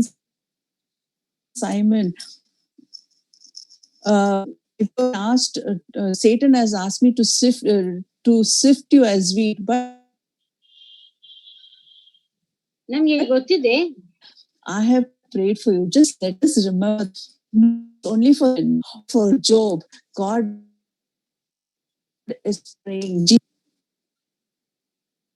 ನೋಡಿ, ಯೋಬನಿಗೆ ಬಂದಂತ ಎಲ್ಲಾ ಕಷ್ಟಗಳು ಸ್ವಲ್ಪ ಕಾಲದವರೆಗೆ ಮಾತ್ರ, ಅಥವಾ ಒಂದು ಕಾಲಕ್ಕೆ ಮಾತ್ರ. ಆ ಕಷ್ಟಗಳು, ಸಂಕಟಗಳು, ಬೇನೆಗಳು, ಶೋಧನೆಗಳು ಹಾಗೂ ಎಲ್ಲಾ ವಿಧವಾದಂತಹ ಪರಿಸ್ಥಿತಿಗಳು ಅದು ಒಂದು ಅವಧಿಗೆ ಮಾತ್ರ, ಆ ಕಾಲಾವಧಿಗೆ ಮಾತ್ರ. ಅನಂತರ ಅದೆಲ್ಲವೂ ಕೂಡ ಒಂದರಿಂದ ಇನ್ನೊಂದಕ್ಕೆ ಅದು ಪರಿವರ್ತನೆಗೊಳ್ಳುವಂಥದ್ದು ಆಗಿರುವಂತದ್ದಾಗಿದೆ. Now, when you look at Peter's life, ನೀವು ಪೇತ್ರನ ಜೀವಿತವನ್ನ ನೋಡಿದಾಗ where this verse, when Jesus is telling him that I've prayed for you, it was just before the crucifixion, before Jesus was caught. So ಕರ್ತನಾದ ಯೇಸು ಕ್ರಿಸ್ತನು ಹಿಡಿಯಲ್ಪಟ್ಟು ಕ್ರೂಜಿಗೆ ಹಾಕುವ ಮೊದಲು ಕರ್ತನು ಪೇತ್ರನಿಗೆ ಹೇಳುವಂತ ಮಾತು ಇದಾಗಿರುವಂತದ್ದಾಗಿದೆ. See, Peter was a disciple who knew Jesus so well. He was with Jesus. But what happened to Peter's faith at that time? Did it fail? It failed at that. ಪೇತ್ರನು ಯೇಸು ಕ್ರಿಸ್ತನ ಶಿಷ್ಯನಾಗಿದ್ದಾನೆ. ಪೇತ್ರನು ಯೇಸು ಕ್ರಿಸ್ತನ ಜೊತೆಯಲ್ಲಿದ್ದವನಾಗಿದ್ದಾನೆ. ಆದಾಗ್ಯೂ ಪೇತ್ರನ ನಂಬಿಕೆಗೆ ಏನಾಯ್ತು ಎಂಬುದನ್ನ ನಾವು ನೋಡಿದಂತವರಾಗಿದ್ದೇವೆ. 3 times he denied Christ. He said, I don't know him. ಪೇತ್ರನು ಯೇಸುವನ್ನ ನಿರಾಕರಿಸಿದನು. ನಾನು ಆತನನ್ನ ಅರಿಯೇನು ಎಂಬುದಾಗಿ ಆತನು ಹೇಳಿದಂತವನಾಗಿದ್ದಾನೆ. I don't know him. I don't know him. I don't know him. ನಾನು ಆತನ ಅರಿಯೇನು, ನಾನು ಆತನನ್ನ ಅರಿಯೇನು, ನಾನು ಆತನ ಅರಿಯೇನು ಎಂಬುದಾಗಿ ಹೇಳಿದನು. But then when he realized what he did and what Jesus told him, what did he do? He turned back. He turned back. And when he turned back, what Jesus did to him, Jesus made him the rock for the church. ನೋಡಿ, ಆತನ 3 ಸಾರಿ ನಿರಾಕರಿಸಿದ ನಂತರ ಕರ್ತನನ್ನ ಆತನ ಹಿಂದಿರುಗಿ ಅಥವಾ ಕರ್ತನಿಗೆ ಆತನ ಅಭಿಮುಖವನಾಗಿ ತಿರುಗಿ ನೋಡಿದಾಗ ಕರ್ತನು ಆತನನ್ನ ಒಂದು ಸಭೆಯ ದೊಡ್ಡ ಬಂಡೆಯನ್ನಾಗಿ ಆತನು ಪರಿವರ್ತಿಸಿದವನಾಗಿದ್ದಾನೆ. Yeah, and he writes those epistles. In those letters, he will write about suffering. He writes about satanic attack. He writes about faith, and he writes of God's preservation of life. And it was exactly what Jesus told him in verse 32, that when you have returned to me, strengthen your brethren. So this is what he did. Like even today we read these letters and we are strengthened in our faith. ನೋಡಿ, ಹಾಗೆ ಕರ್ತನಿಗೆ ಸಮೀಪಸ್ಥನಾದ ನಂತರ ಪೇತ್ರನು 2 ಪತ್ರಿಕೆಗಳನ್ನ ಬರೆದವನಾಗಿದ್ದಾನೆ. ಆ ಪತ್ರಿಕೆಯಲ್ಲಿ ಆತನ ಹಿಂಸೆಗಳನ್ನ, ಸಂಕಟಗಳನ್ನ, ಶೋಧನೆಗಳ ಕುರಿತಾಗಿ ಆತನು ಬರೆಯುವಂತವನಾಗಿದ್ದಾನೆ. ಇಲ್ಲಿ ನಾವು 32ನೇ ವಚನದಲ್ಲಿ ಓದ ಹಾಗೆ, ನೀನು ತಿರುಗಿಕೊಂಡ ಮೇಲೆ ನಿನ್ನ ಸಹೋದರರನ್ನ ದೃಢಪಡಿಸು. ಈ ಒಂದು ವಾಕ್ಯಕ್ಕೆ ಅನುಗುಣವಾಗಿ ಪೇತ್ರನು ತನ್ನ ಪತ್ರಿಕೆಗಳ ಮೂಲಕವಾಗಿ ನಮ್ಮನ್ನ ದೃಢಪಡಿಸುವಂತವನಾಗಿದ್ದಾನೆ. So it is so wonderful to see that Peter's faith did not fail him. Even though he denied Christ 3 times, he turned back and he was strengthened and he lived for Jesus. ನೋಡಿ, ಪೇತ್ರನ ಈ ನಂಬಿಕೆ ಅದು ಬಿದ್ದು ಹೋದಂತ ನಂಬಿಕೆ ಆಗಲಿಲ್ಲ. ಆತನು ಮುರಾವರ್ತಿ ದೇವರನ್ನ ಆತನು ಅಲ್ಲಗಳೆದವನಾದಾಗ್ಯೂ ಕೂಡ ಆತನ ನಂಬಿಕೆ ಅದು ದೃಢವಾಗಿತ್ತು. ಅದು ಕರ್ತನಲ್ಲಿ ಆತನು ಸದೃಢವಾದ ನಂಬಿಕೆಯೊಡನೆ ಆತನು ಮುಂದುವರಿಯುತ್ತಾ ಇದ್ದನು. Now you can see a contrast between him, Peter and Judas. Like when Peter, he denied Christ, but still he turned back and came. ಪೇತ್ರ ಮತ್ತು ಯೂತನ ನಡುವೆ 2 ವಿರೋಧಾಭಾಸಗಳಿವೆ. ಆ ಪೇತ್ರನು ಕರ್ತನನ್ನ ಅಲ್ಲಗಳೆದಾಗ್ಯೂ ಆತನು ಕರ್ತನ ಬಳಿಗೆ ತಿರುಗಿ ಬಂದಂತವನಾಗಿದ್ದನು. ಯೂದನು ಹಾಗೆ ತಿರುಗಿ ಬರಲಿಲ್ಲ. Judas also was a disciple of Jesus. He was walking with Jesus. But when he did something wrong, he didn't turn and come back to Jesus. ಯೂದನು ಕೂಡ ಕರ್ತನಾದ ಯೇಸುವಿನ ಶಿಷ್ಯನಾಗಿದ್ದನು. ಕರ್ತನವಾದ ಯೇಸುವಿನ ಜೊತೆಯಲ್ಲಿ ನಡೆದಿದ್ದನು. ಆತನು ಹೀಗೆ ತಪ್ಪಾದದನ್ನ ಮಾಡಿದಾಗ ಆತನು ಕರ್ತನ ಬಳಿಗೆ ತಿರುಗಿಕೊಂಡು ಆತನು ಬರಲಿಲ್ಲ. Now, sometimes what happens when we go through trials, when we go through difficulties, and sometimes we are praying so hard that for healing, or anything that we are praying, and we are going in spite of praying so much also, we are not able to get results. We're still going through the same thing. What happens is we feel very defeated, we feel very dejected, we feel very depressed, and then sometimes we say it's no use praying. ನಾವು ಅನೇಕ ಸಾರಿ ಕಷ್ಟ ಸಂಕಟಗಳನ್ನ, ಕ್ಲಿಷ್ಟಕರವಾದಂತಹ ಪರಿಸ್ಥಿತಿಗಳನ್ನ ಹಾದು ಹೋಗುವಾಗ ನಾವು ಕುಗ್ಗಿ ಹೋಗ್ತೇವೆ, ನಿರಾಶೆಗೆ ಒಳಗಾಗ್ತೇವೆ, ಆಶಾಭಂಗ ಪಟ್ಟವರಾಗಿ ಹೋಗ್ತೇವೆ. ನಾವು ಸಂಪೂರ್ಣವಾಗಿ ನಾವು ಕುಗ್ಗಿಸಲ್ಪಟ್ಟಂತ ಪರಿಸ್ಥಿತಿಯಲ್ಲಿ ನಾವಿದ್ದಂತವರಾಗಿರ್ತೇವೆ. But let us remember one thing, that as children of God, ಒಂದು ಸಂಗತಿಗಳನ್ನ ನೆನಪಿಗೆ ತಂದುಕೊಳ್ಳೋಣ. Please. That Jesus is praying for us. Like now, we always see we are coming together, even though we are physically not able to come together, we are coming together through the Zoom meetings and all. For what? To pray for one another, to hear the word of God. Like we intercede for one another, or for so many different things. Why? We ask the help. We ask, just now Sister Ramola asked, please pray for our family. Like we ask people to pray for us, and it strengthens us when others pray for us. It strengthens others when we pray for them. ನಾವು ಹೀಗೆ ದೈಹಿಕವಾಗಿ ದೂರವಾದಂತಹ ಪರಿಸ್ಥಿತಿಯಲ್ಲಿ ಇದ್ದಾಗ್ಯೂ ಕೂಡ ಈ zoom meeting ಗಳ ಮುಖಾಂತರವಾಗಿ ನಾವು ಪರಸ್ಪರ ಸಂಪರ್ಕಕ್ಕೆ ಬರ್ತೇವೆ, ಒಬ್ಬರಿಗೋಸ್ಕರ ಒಬ್ಬರು ಪ್ರಾರ್ಥನೆ ಮಾಡ್ತೇವೆ, ಪರಾರ್ಥವಾದ ಪ್ರಾರ್ಥನೆ ಮಾಡ್ತೇವೆ, ಒಬ್ಬರನ್ನೊಬ್ಬರು ಕರ್ತನ ಸನ್ನಿಗೆ ಎತ್ತಿ ಇಡ್ತೇವೆ. ಈಗ ತಾನೇ ಸಹೋದರ ರಮಲ ಅವರು ಕೇಳಿಕೊಂಡ ಹಾಗೆ, ಅವರ ದುಃಖ ತಪ್ತ ಕುಟುಂಬಕ್ಕೆ ನಾವು ಪ್ರಾರ್ಥನೆ ಮಾಡಿದ ಹಾಗೆ, ನಾವು ಪ್ರಾರ್ಥನೆಯಲ್ಲಿ ಒಬ್ಬರನ್ನೊಬ್ಬರು ಬಲಪಡಿಸ್ತಾ ಹೋಗುವಂತವರಾಗಿದ್ದೇವೆ. So as humans, when we pray for one another and we are strengthened, how much more we need to be strengthened when we know that Jesus himself is praying for us. ನಾನು ಹೀಗೆ ನಾವು ಒಬ್ಬರಿಗೊಬ್ಬರಾಗಿ ಪ್ರಾರ್ಥನೆ ಮಾಡಿದಾಗ ನಾವು ಎಷ್ಟ ಮಟ್ಟಿಗೆ ನಾವು ಬಲಯುತರಾಗ್ತೇವೋ, ಹಾಗೆ ಕರ್ತನಾದ ಯೇಸು ಕ್ರಿಸ್ತನು ಆತನು ನಮಗಾಗಿ ಪ್ರಾರ್ಥಿಸುವಂತವನಾಗಿದ್ದಾನೆ. How much more we can be strengthened. So Romans 8:26 says that he is interceding for us at the right hand of God.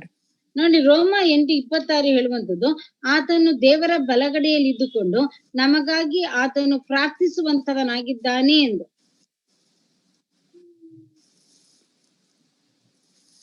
And what is Jesus asking God for us? What is his prayer? Even in John chapter 17, it says that Jesus is praying for himself, he's praying for his disciples, and he's praying for all the believers. So that means that is his main mission. Jesus is praying continually for all of us. And what is it that Jesus is asking God to do? ಕರ್ತನಾದ ಯೇಸು ಕ್ರಿಸ್ತನು ಸತತವಾಗಿ ನಮಗೋಸ್ಕರವಾಗಿ ಕರ್ತನ ಬಳಿಯಲ್ಲಿ ಆತನು ಪ್ರಾರ್ಥಿಸ್ತಾ ಇದ್ದಾನೆ. ಹೀಗಾಗಿ ಆತನ ಪರಾರ್ಥ ಪ್ರಾರ್ಥನೆ ಅಡಕ ಅದೇನಾಗಿದೆ, ಆತನು ದೇವರಲ್ಲಿ ನಮಗೋಸ್ಕರವಾಗಿ ಯಾವುದರ ಕುರಿತಾಗಿ ಆತನು ಪ್ರಾರ್ಥಿಸ್ತಾ ಇದ್ದಾನೆ. In 1 Peter chapter 1 verse 5, it tells that 1ನೇ ಅಧ್ಯಾಯ 5ನೇ ವಚನ ಅದು ಹೀಗೆ ಹೇಳುವಂತದ್ದಾಗಿದೆ. 1 ಪೇತ್ರ 1ನೇ ಅಧ್ಯಾಯದ 5ನೇ ವಚನ ಅದು ಹೀಗೆ ಹೇಳ್ತಾ ಇದೆ, ಅಂತ್ಯಕಾಲದಲ್ಲಿ ಪ್ರತ್ಯಕ್ಷವಾಗುವುದಕ್ಕೆ ಸಿದ್ಧವಾಗಿರುವ ರಕ್ಷಣೆಯು ನಂಬುವರಾದ ನಿಮ್ಗೆ ದೊರೆಯಬೇಕೆಂದು ದೇವರು ನಿಮ್ಮನ್ನು ತನ್ನ ಬಲದಿಂದ ಕಾಯುತ್ತಾನೆ. Yeah, he's asking God to shield us by God's power till our salvation, till we meet him face to face. ನಾವು ಕರ್ತನನ್ನ ಮುಖಾಮುಖಿಯಾಗಿ ನೋಡುವವರೆಗೆ ಆತನು ತನ್ನ ರಕ್ಷೆಯ ಮೂಲಕವಾಗಿ ತನ್ನ ಬಲದಿಂದ ನಮ್ಮನ್ನ ಕಾಯುವಂತವನಾಗಿದ್ದಾನೆ. He's asking God the Father to shield us with his power so that our faith will not be destroyed, will not be lost, will not be stolen till we are with him. So because as long as we are in this world, Satan has an access to us to destroy us, to steal, kill and destroy. But that is why Jesus is pleading before his Father, protect, shield them with your power so that their faith will not be destroyed. ನೋಡಿ, ಸೈತಾನ್ ನಮ್ಮನ್ನ ಯಾವಾಗಲೂ ಕೂಡ ಆತನ ನಾಶ ಮಾಡ್ಲಿಕ್ಕೆ, ಆತನ ಛಿದ್ರಗೊಳಿಸ್ಲಿಕ್ಕೆ ಬಯಸ್ತಾನೆ. ಹೀಗಾಗಿ ನಮ್ಮ ಕರ್ತನಾದ ಯೇಸು ಕ್ರಿಸ್ತನು ಯಾವಾಗಲೂ ತಂದೆಯನ್ನ ನಮ್ಮನ್ನು ತನ್ನ ಬಲದಿಂದ ಸಂರಕ್ಷಿಸಿ, ತನ್ನ ಬಲದಿಂದ ಆತನ ಆವರಿಸಿ ಕಾಪಾಡಬೇಕೆಂಬುದಾಗಿ ಆತನು ಬಯಸುವಂತವನಾಗಿದ್ದಾನೆ. So it is what a encouragement it is for us, what a peace we have, what hope we have, that Jesus himself is praying for us. So he doesn't want any of us to be lost. The verses of 1 Peter from 3 to 5, it talks only about hope. We have this hope. We have this hope of eternal life. We have this hope of being with Christ. It's a inheritance that we get that is undefiled. So we are, no matter what we are going through in this life, what suffering we are going through, what kind of pain we are going through, what kind of sickness we are going through, what kind of persecution we will be going through, we have this hope, and we are looking forward to this hope. ನಾನು ಈ ಲೋಕದಲ್ಲಿ ನಾವು ಎಷ್ಟು ವಿಧವಾದಂತ ಯಾವುದೇ ರೀತಿಯ ಕಷ್ಟಗಳನ್ನ, ಸಂಕಟಗಳನ್ನ, ವ್ಯಾಧಿಗಳನ್ನ ನಾವು ಹಾದು ಹೋಗುತ್ತಾ ಇದ್ದರೂ ಕೂಡ ಕರ್ತನಾದ ಕ್ರಿಸ್ತನು ತನ್ನ ಚಿತ್ತವಾದ ಯಾರೂ ನಾಶವಾಗಬಾರದು ಎಂಬುದಾಗಿ ತಂದೆಯಾದ ದೇವರ ಬಳಿಯಲ್ಲಿ ನಮಗಾಗಿ ಪ್ರಾರ್ಥಿಸ್ತಾ ಇದ್ದಾನೆ. ಇದು ನಮಗಿರುವ ನಿರೀಕ್ಷೆಯಾಗಿದೆ. ಆತನನ್ನ ಮುಖಾಮುಖಿಯಾಗಿ ನಾವು ನೋಡುವ ದಿನದವರೆಗೂ ಕೂಡ ಆತನು ಪ್ರಾರ್ಥನೆ ಮಾಡುತ್ತಾ ಇರುವಂತದ್ದು, ಇದು ಅತಿಶಯೋಕ್ತಿಯಾದಂತ ಕೆಲಸ ಇದಾಗಿದೆ. So let us live with this hope, that this hope which is so strong, it is so fine, it is so fixed, it is so trustworthy, it is so valuable. This hope is unfading, it is undefiled, it is imperishable, it is infinite, and it is definitely better than anything in this world. Let us look towards that hope and live in that hope that we are going to be with him with this imperishable and incorruptible life. ನಾವು ಈ ರೀತಿಯಾದ ನಿಷ್ಕಳಂಕವಾದ, ಅಶುದ್ಧತೆ ಇಲ್ಲದ ಜೀವಿತವನ್ನ ಜೀವಿಸ್ಲಿಕ್ಕೆ ಕರ್ತನು ನಮ್ಮಲ್ಲಿ ಆ ನಿರೀಕ್ಷೆಯನ್ನ ಇಟ್ಟಿದ್ದಾನೆ. ಆ ನಿರೀಕ್ಷೆ ಅನಂತವಾದಂಥದ್ದು, ಅದು ಕಳೆದು ಹೋಗುವಂತದ್ದಲ್ಲ, ಅದು ಹಾಳಾಗುವಂತದ್ದಲ್ಲ, ಅದು ಕುಂದಿ ಹೋಗುವಂತದ್ದು ಅಲ್ಲ. ಆ ನಿರೀಕ್ಷೆ ದಿನೇ ದಿನ ಬಲಯುತವಾಗಿ ನನ್ನ ನಡೆಸುವಂತ ನಿರೀಕ್ಷೆ ಅದಾಗಿದೆ. ಇಂಥ ಒಂದು ನಿರೀಕ್ಷೆಯಿಂದ ನಾವು ಅಶುದ್ಧವಾದತೆ ಇಲ್ಲದ ಅಶುದ್ಧವಾದ ಬದುಕಿನಲ್ಲಿ ನಾವು ಮುಂದುವರಿಯುತ್ತೇವೆ. So dear sisters, may this words what I've shared with you bless you, and let us remind ourselves, let us, like how Jesus said, Simon, Simon, let us think, Catherine, or Mabel, I am praying for you. Let us remind ourselves that Jesus is praying for us, and we are stronger than the evil one that is in this world. May the Lord give us the strength to carry on, no matter what we are going to face, even in the days to come. Let us live with that assurance that Jesus is there and he is going to ಯಾವಾಗಲೂ be ಆತನು there. ನಮಗೋಸ್ಕರವಾಗಿ ಆತನು ಪ್ರಾರ್ಥಿಸುವಂತವನಾಗಿದ್ದಾನೆ.